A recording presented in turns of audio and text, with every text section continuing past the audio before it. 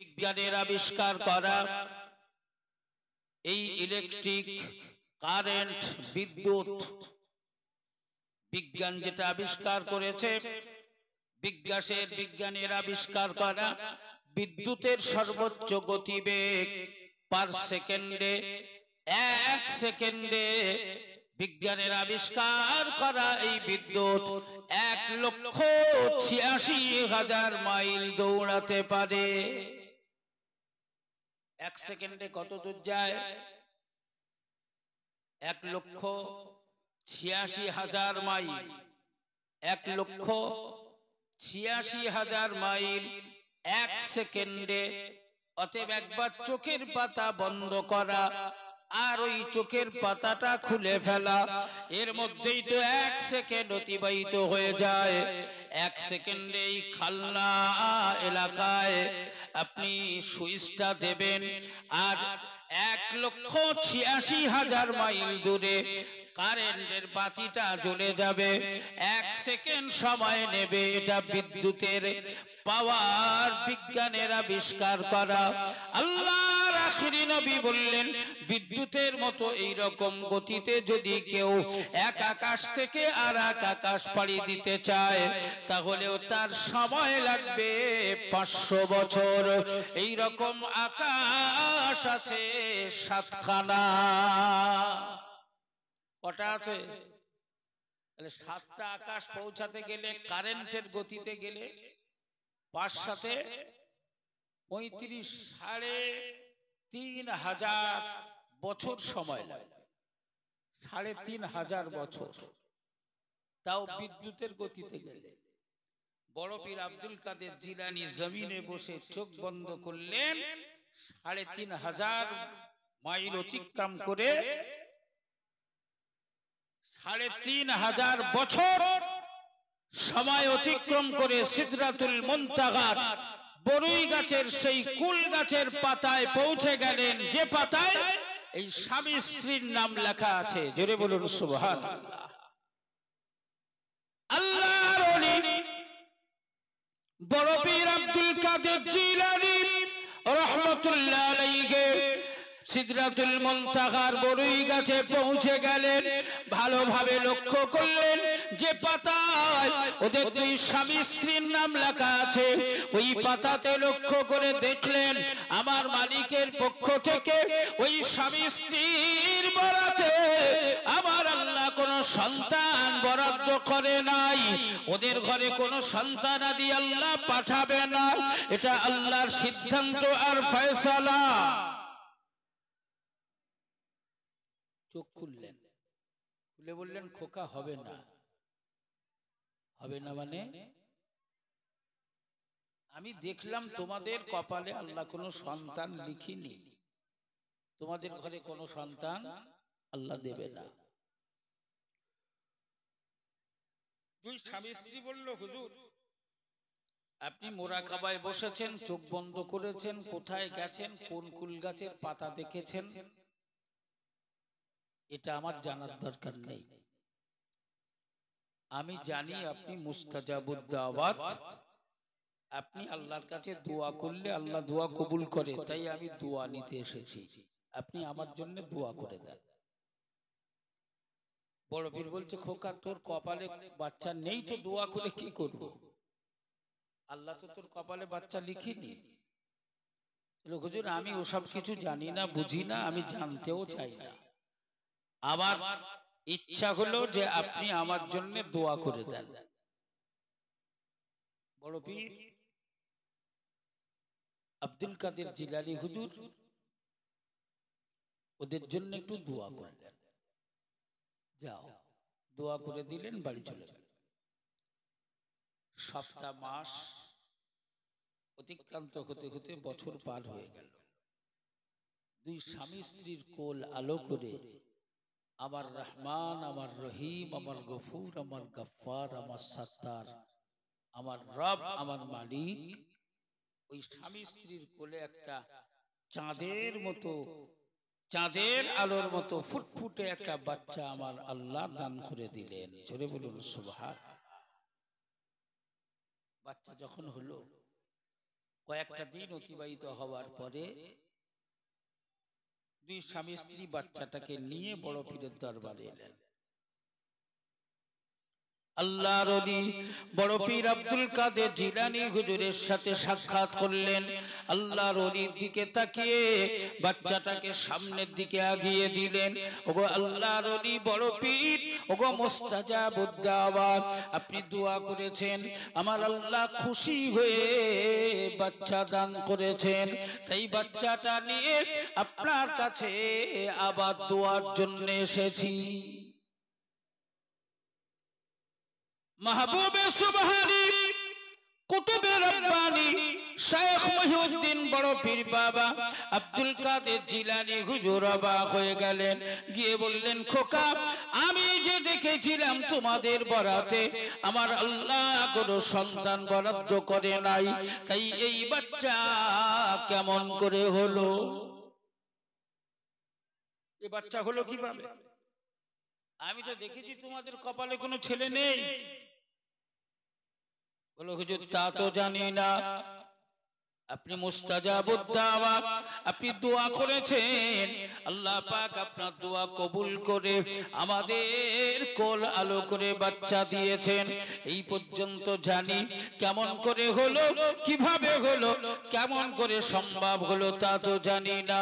আল্লাহর ওলি বড় পীর আব্দুল কাদের জিলানী হুজুর বললেন, খোকা একটু দাঁড়াও, আমি আরো একবার মুরাকাবায় বসি। আমার প্রথম দেখায় কোনো ভুল ছিল কিনা আমি একটু শুধরে নি। আমার রাডারে ধরা পড়লো না কেন? আমার কি কোথাও গাফিলতি ছিল? আমার কি কোথাও ফাঁক ফোকর ছিল? আমার দেখার মধ্যে কি কোনো ভুল ছিল? আমি আরো একবার ওটাকে যাচাই করে ফেলি। আল্লাহর ওলি বড় পীর আব্দুল কাদের জিলানী হুজুর আবার মুরাকাবায় বসে গেলেন। আল্লাহর ওলি মুরাকাবায় বসে চোখ দুটি বন্ধ করলেন, কারণ আমার রব আল্লাহর ওলিদের চোখ বন্ধ করার পরে তাদের এমন চক্ষু আমার আল্লাহ দান করেন, ওই চক্ষু দিয়ে গোটা পৃথিবী তাদের সামনে এসে যায়। আমার আল্লাহ পাক তাদের সামনে পৃথিবীটাকে থালার মতো বানিয়ে হাজির করায়। ও জওয়ান যুবকেরা, ঠান্ডা মাথায় শুনে রাখো, বড় পীর আব্দুল কাদের জিলানী রহমাতুল্লাহ আলাইহি হুজুর আবার দ্বিতীয়বার মুরাকাবায় বসলেন। সাত আকাশ পাড়ি দিয়ে সিদরাতুল মুনতাহায় পৌঁছে গেলেন। ওই বড়ই গাছ, কুল গাছের পাতায়, যে পাতায় তাদের নাম লেখা ছিল, ওই পাতার কাছে আবার হাজির হলেন, পৌঁছে গেলেন। ভালো করে দ্বিতীয়বার আবার দেখতে লাগলেন। বড় পীর আব্দুল কাদের জিলানী হুজুর লক্ষ্য করে দেখে তার প্রথম দেখায় কোনো মিস্টেক ছিল না, প্রথম দেখা ভুল হয় নাই। প্রথমে যা দেখেছিলেন এবারেও আবার সেই একই জিনিস রিপিট হচ্ছে, একই জিনিস দেখতে পাচ্ছেন। আল্লাহ পাক ওদের বরাতে কোনো সন্তান আদি বরাদ্দ করে নাই, ওদের নামে কোনো সন্তান বরাদ্দ করা হয় নাই। আল্লাহর ওলি বড় পীর আব্দুল কাদের জিলানী হুজুর অবাক হয়ে গেলেন।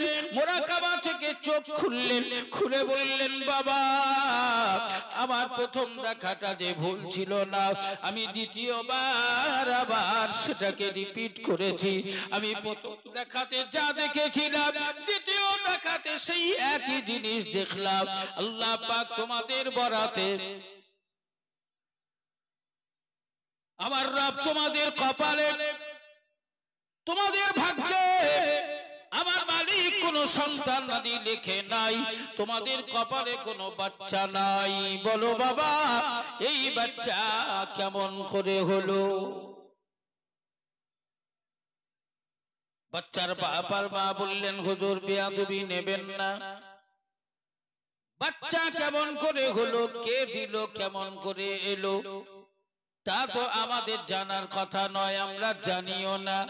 আমরা এতটুকু জানি আপনি মুস্তাজাবুদ দাওয়াত, আপনার কাছে দোয়া চাইতে এসেছিলাম, আপনি দোয়া করেছেন, আপনার দোয়ার বিনিময় আল্লাহ পাক আমাদের কোল আলো করে বাচ্চা দিয়েছে।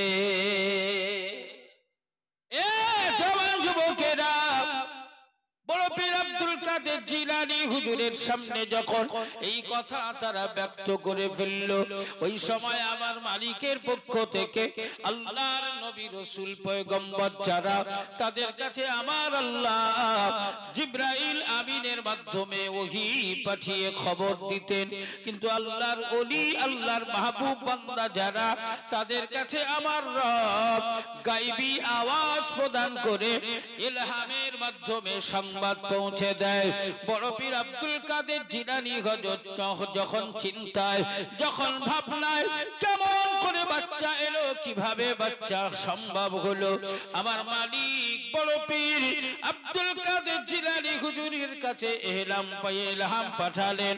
পাঠিয়ে দিয়ে বললেন, ওরে আমার আব্দুল কাদের, তুমি মুস্তাজাবুদ দাওয়াত, তুমি আমার প্রিয়জন, তুমি আমার আপনজন, আমার কাছে তোমার গ্রহণযোগ্যতা আছে।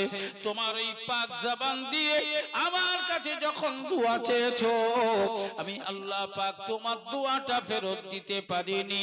তাই আমি আল্লাহ আমার যে রহমত, ওই রহমতের 100 ভাগের 1 ভাগ আমি দুনিয়াতে দিয়েছি, 99 ভাগ রহমত আমি আল্লাহ আমার কাছে রেখেছি। তাই আমার 99টা রহমতের দিকে লক্ষ্য করে আমি আল্লাহ তোমার দোয়াটাকে কবুল আর মঞ্জুর করে তোমার মুস্তাজাবুদ দাওয়াতের সম্মান রেখে আমি আল্লাহ পাক ওদের কপালে, ওদের বরাতে কোনো সন্তান আদি না রাখলেও তোমার সম্মানের খাতিরে, তোমার চাওয়ার বিনিময় আমি আল্লাহ 99 ভাগ রহমত থেকে আমি আল্লাহ বাচ্চা দান করে দিয়েছি। জোরে বলা যাবে না? আর একটু জোরে হয় না? এ জওয়ান যুবকেরা, তাই আমরাও যদি আল্লাহর কাছাকাছি হয়ে যাই, আমরাও যদি আমাদের জীবনটাকে সুন্দর করে সাজাই, আমরাও যদি আল্লাহর রিজামন্দি হাসিল করার মতো কাজ জীবনে বাস্তবায়ন করি, আজ এই খালনা এলাকায় বসে মালিকের কাছে রাতের অন্ধকারে দিনের আলোতে যা চাইবে আমার মালিক পূরণ করে দেওয়ার জন্য বদ্ধপরিকর।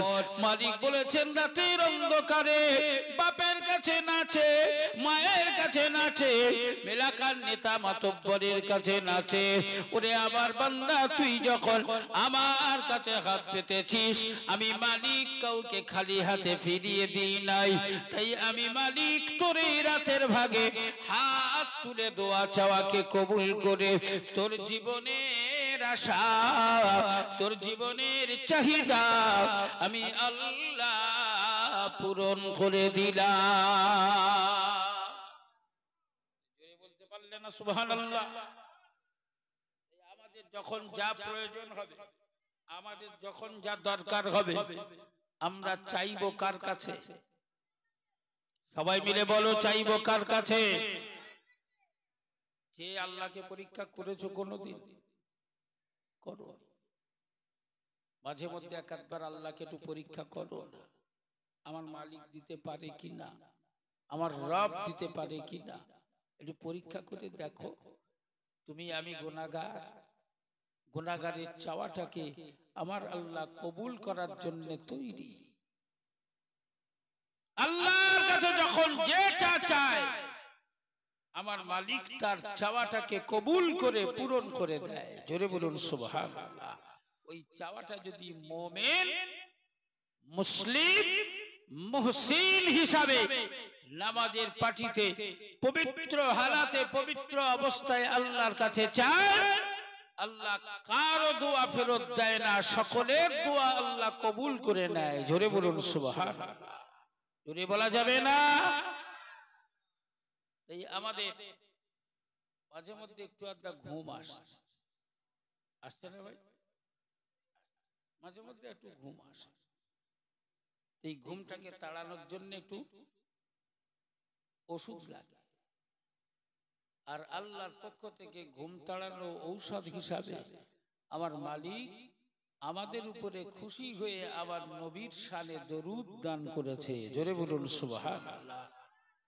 কিছু হারিয়ে গেছে, দরুদ পড়বেন, আমার আল্লাহ আপনার হারানো জিনিস ফিরিয়ে দেওয়ার ব্যবস্থা করে দেবে। জোরে বলুন সুবহানাল্লাহ। তাই আমাদের মানসিকতা, আমাদের মন শয়তানের কাছে হারিয়ে গেছে, আমরা ফিরে পাওয়ার জন্য আমার রহমানের কাছে নালিশ দিচ্ছি। আল্লাহর আখিরি নবীর উপরে দরুদ পড়ে সেই দরুদের ওসিলায় আল্লাহ যেন আমাদের আবার পূর্ণ জজবা ফিরিয়ে দেয়। সকলে প্রাণ ভরে উচ্চ আওয়াজে দরুদ শরীফ আল্লাহুম্মা।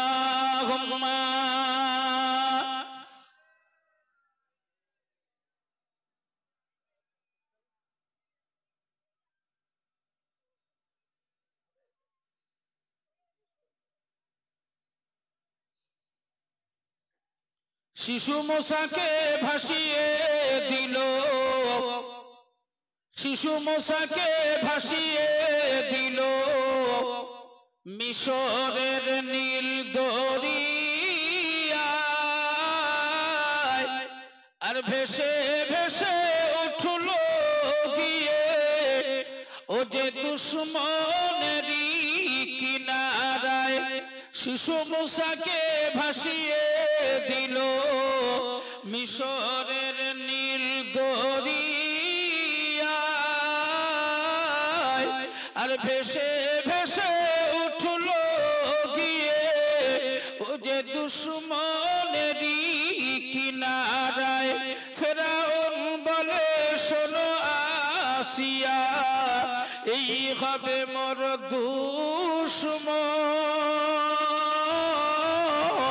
আর জীবদ্দশায় কেড়ে নেবে ও যে আমার বেঁচে থাকতে কেড়ে নেবে আমার সিংহাসন। শিশু মুসাকে ভাসিয়ে দিল মিশরের নীল দরিয়ায়, আর ভেসে ভেসে উঠল গিয়ে ও যে দুশমনেরই কিনারায়। আল্লাহুম্মা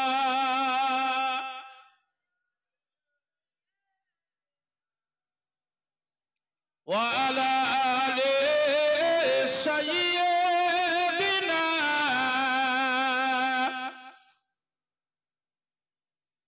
নূর নূর নূরাজি, নূর নূর নূরাজি নূর এসেছে।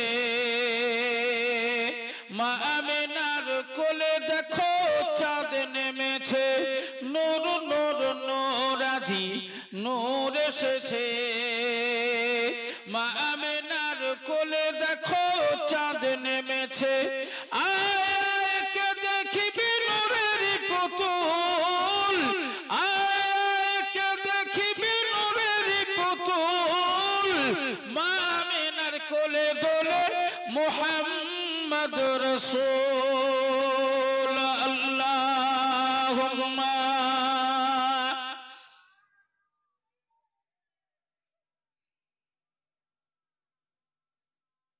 ওয়া আলা আলি সাইয়্যিদিনা।